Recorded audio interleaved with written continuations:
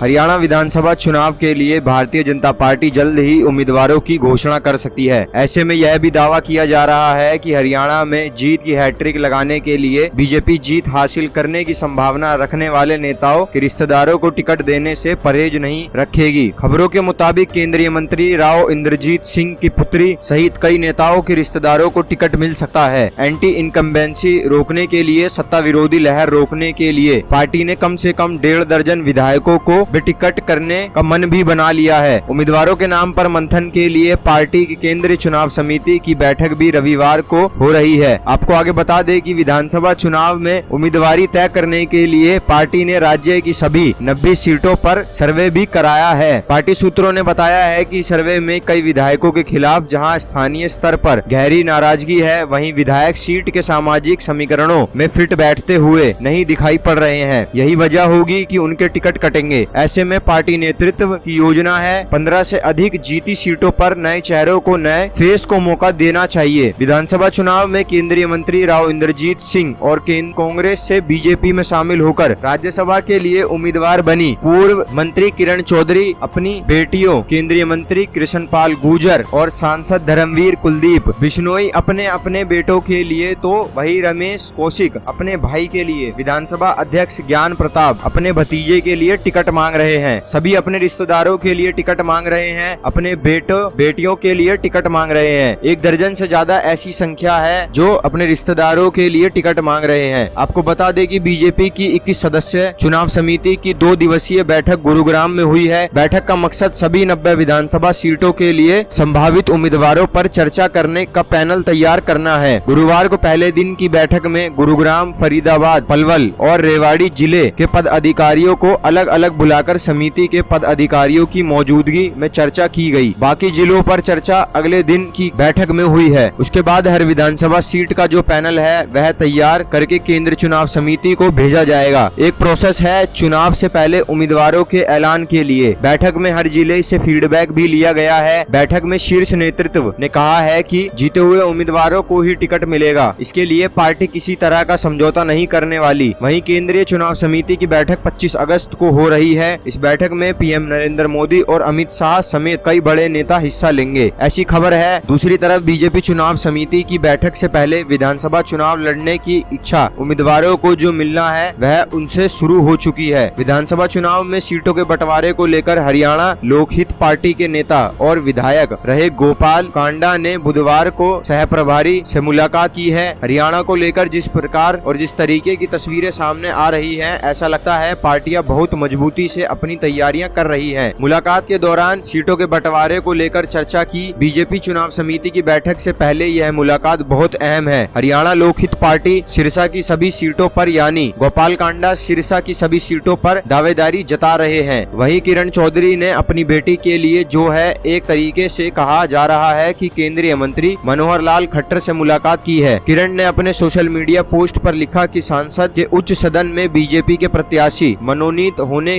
के बाद केंद्रीय मंत्री मनोहर लाल से मुलाकात हुई।